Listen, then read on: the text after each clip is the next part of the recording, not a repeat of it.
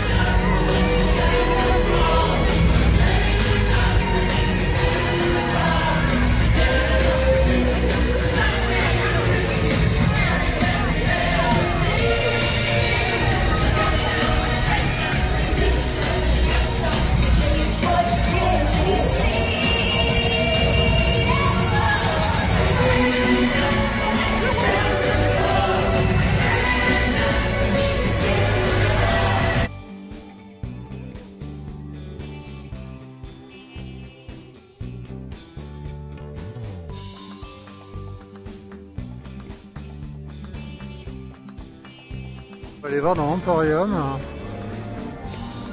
voir s'il y a du merch d'Halloween.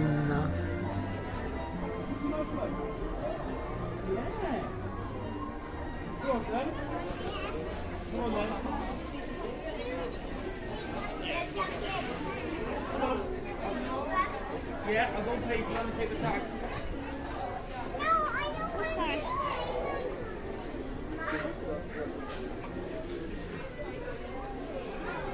Il y a encore les princesses. Beaucoup de princesses. Ça c'est sympa.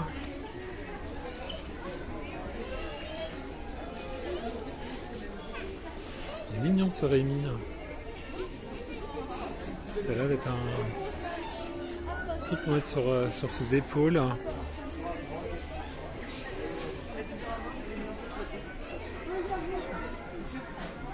Il y a encore les princesses.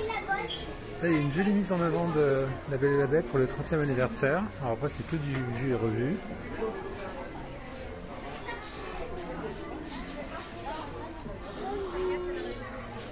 Non, j'ai pas l'impression qu'il y ait grand chose pour Halloween.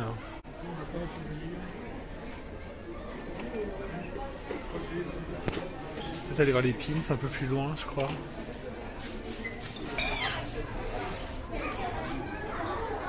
Alors les pins, je pensais qu'il y en avait dans le fond, il n'y en a pas. Ah, là il y a les tours.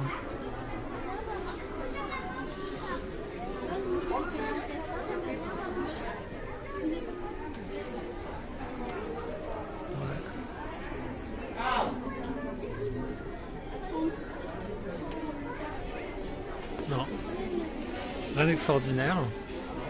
Puis alors là c'est Noël. Ça c'est nouveau. Ça je pense que je vais me laisser tenter à Noël. Oui, ça a l'air de... En plus ça clignote. Mais bon, c'est encore... On n'a pas encore passé Halloween, donc on va éviter Noël.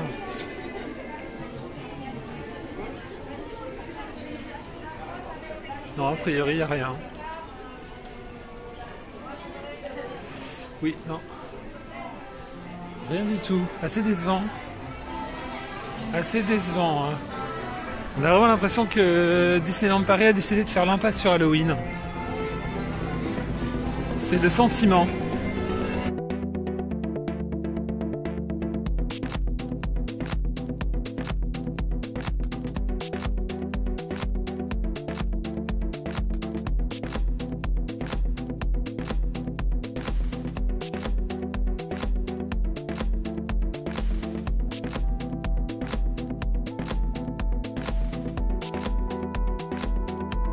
pas vraiment dans le thème d'Halloween, mais j'ai ouï dire que Storybook Store, donc qui était il y a quelques mois le lieu de vente spécial pass annuel.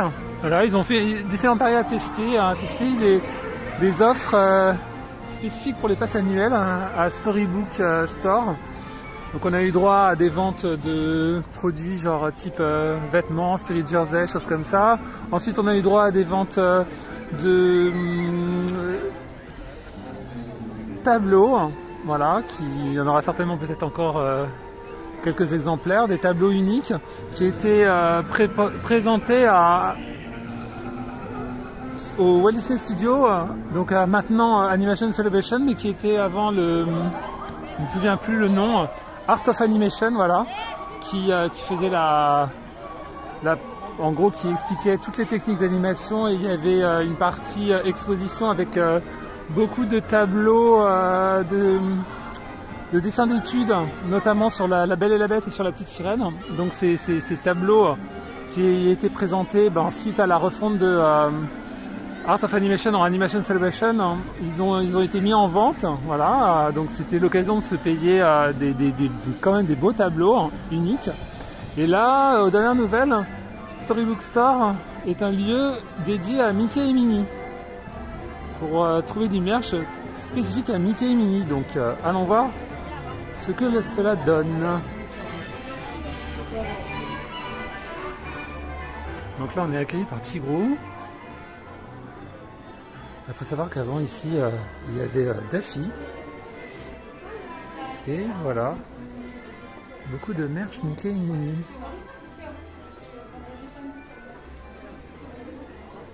Ah, plutôt joli. Cadre photo.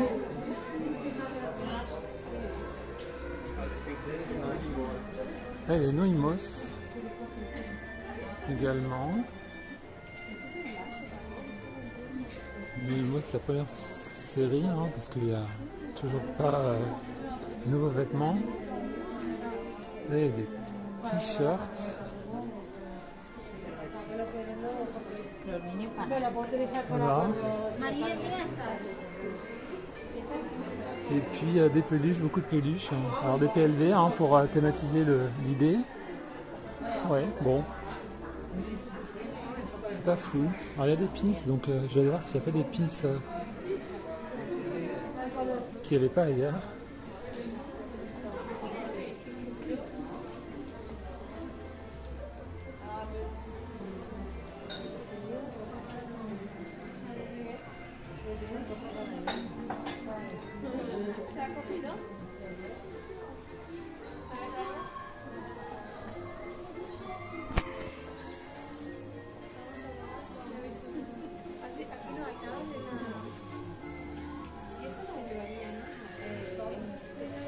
Non, a priori, bon, il y a Baymax.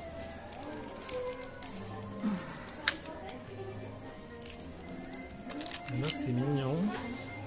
Toy Story.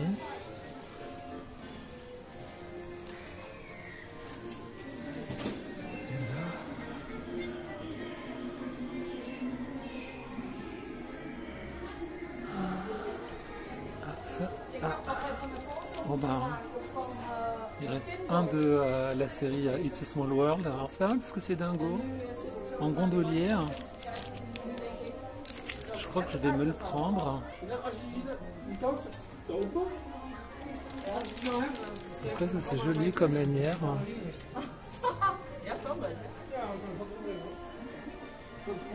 Ah, il reste de la série sur les friandises, le thème des friandises, avec la lanière aussi. Et puis voilà, on n'oublie pas tous les mois un nouveau line-up de pins. Ouais, je pense que je vais prendre celui-là.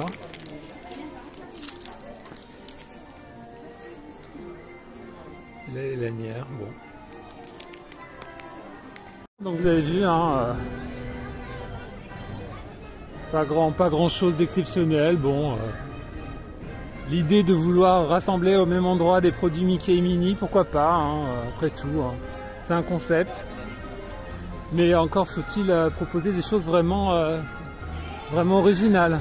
Bon là c'est juste voilà, des fans de... Je dirais, fin de série c'est peut-être dur, mais bon, des produits qui sont déjà présents sur le parc depuis un bon moment. Et néanmoins, je suis quand même content de mon petit achat. Dingo en gondolier de la série de Swan World, moi j'aime bien.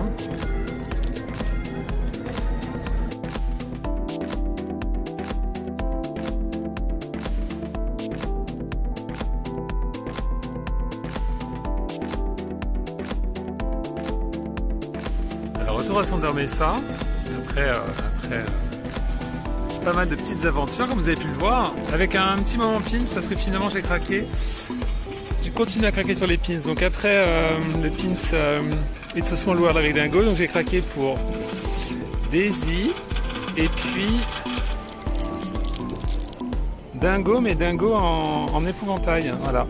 En plus, la cast member venait juste de recevoir toute une cargaison de nouveaux pins Halloween, donc elle était vraiment extrêmement gentille à me proposer tous les pins, à me les montrer, tout ça.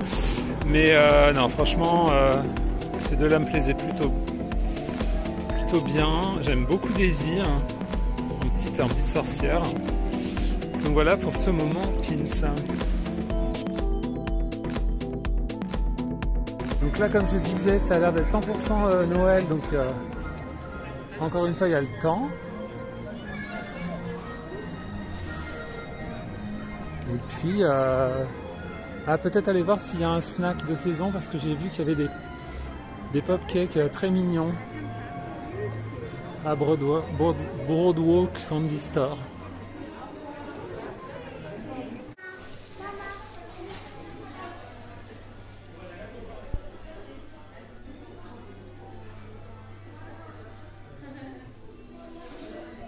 Ça c'est super beau parce qu'ils ont remis en fonction ce manège, un manège de bonbons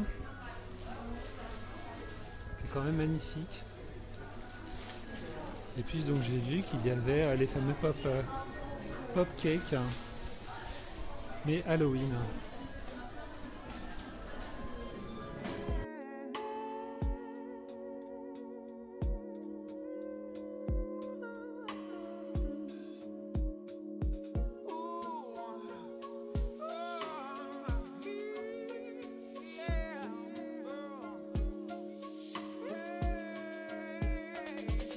Alors on se retrouve pas vraiment dans un endroit très halloweenesque, mais plutôt calme, pour déguster le cake pop d'Halloween. Magnifique sucette cake pop, avec donc une tête de Mickey en pâte à sucre orangé, un nappage chocolat avec des filaments orangés également, et puis certainement un moelleux au chocolat à l'intérieur. Donc ça vous pouvez le trouver au Broadway Candy Store, quelque chose comme ça, donc sur Main Street.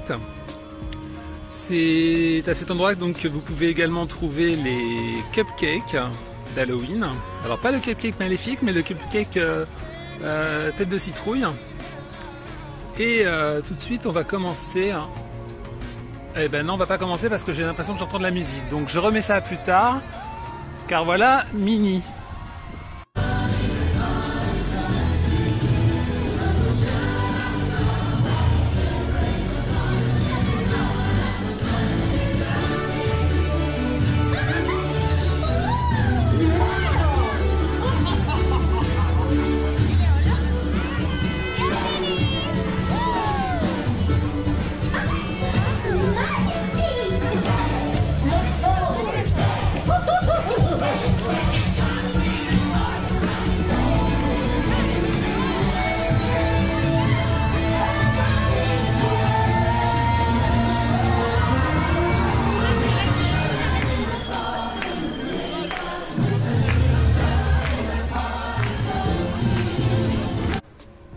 Et retour dans les faubourgs de Adventureland pour après ce petit moment festif avec Minnie et sa corne d'abondance accompagnée de Horace et Carabelle place à la dégustation du pop-cake. Donc, comme je voulais le faire tout à l'heure.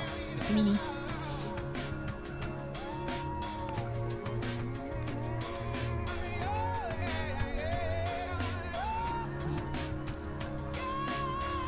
Donc, comme précédemment, l'intérieur n'a pas changé. Hein. C'est toujours un bon moelleux au chocolat, fondant au chocolat. Très goûtu. Hein. Extrêmement chocolaté. Alors moi je ne suis pas très fan de chocolat. Enfin, j'aime bien mais sans plus. Là on va dire que je vais avoir ma dose pour les 3 prochains jours. Mais c'est quand même un des snacks les plus sympas que Disneyland Paris nous a proposé depuis ces derniers mois. J'avoue que j'aime bien, et puis bon, hein, je ne le nie pas, je l'assume. Comme je l'ai dit au cast, hein, il doit être agacé hein, de tous ces personnes qui lui demandent le plus joli.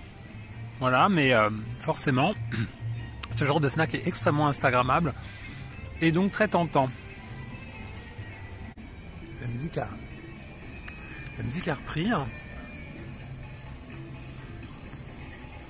Alors comme je disais précédemment, bon, c'est une saison un peu en demi-teinte là. Autant l'année dernière, il y avait déjà eu une espèce de descente. Voilà, il y avait eu un petit level en dessous. Après, ça se comprenait parce que voilà, on était en plein Covid et puis on ne pouvait pas dire à l'époque que le vaccin était vraiment très déployé. Mais là, cette année, je trouve que c'est vraiment encore un cran en dessous. Donc c'est bien dommage parce que même si on comprend que pour les distanciations, pour plein de raisons, Disneyland Paris doit être très prudent. Néanmoins, il y a quand même un minimum d'excellence qu'on attend. Et là, j'avoue que là, c'est dur de trouver des points d'excellence et de défendre la destination. Je ne dis pas que je passe pas un très bon moment, mais la fréquentation et puis l'offre, elle est limite au rendez-vous. Ouais, je dois bien, c'est la mort dans l'âme, mais limite au rendez-vous. Je me pose des questions sur Noël. Je me pose vraiment des questions sur Noël. La mise en place du Premium Access, donc les plus informés d'entre vous connaissent ce système de Fast Pass à 15 € par personne, par ride, en achat dématérialisé. Ben, ça aussi, on ne peut pas dire que ça fasse fureur, et tant mieux, mais en même temps, il y a quand même des adeptes. Et quand on a pu constater le temps d'attente à Big Thunder Mountain, la population qu'il y avait, et je vous ai pas montré, mais pour la santé et la sécurité de... Je vous ai pas montré, mais la queue de Space Mountain était également effrayante, même si elle n'affichait que 35 minutes d'attente. Donc ouais, non, c'est compliqué là. Ce sera vraiment l'occasion pour Disneyland Paris, pour Noël, d'essayer de relever la barre. Parce que l'année prochaine, c'est les 30 ans. Et c'est tendu, quoi. C'est vraiment tendu.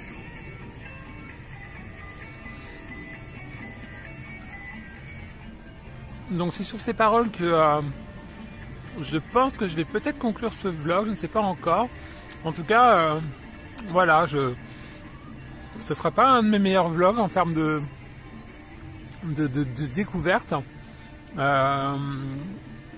Mais en même temps, il est le reflet de l'ambiance et de cette saison d'Halloween 2021. Voilà.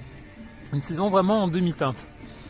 Même si bon, je prends du plaisir à être ici, c'est pas non plus comme l'année dernière. Bon, après, voilà, donc ça va peut-être vous paraître saugrenu, mais c'est un peu sur cette sensation, ce sentiment en demi-teinte que je vais conclure ce vlog. Donc si vous avez aimé cette vidéo un peu étrange, n'hésitez pas à commenter, liker, hein, parce que mine de rien, ça participe à la globalité de la chaîne.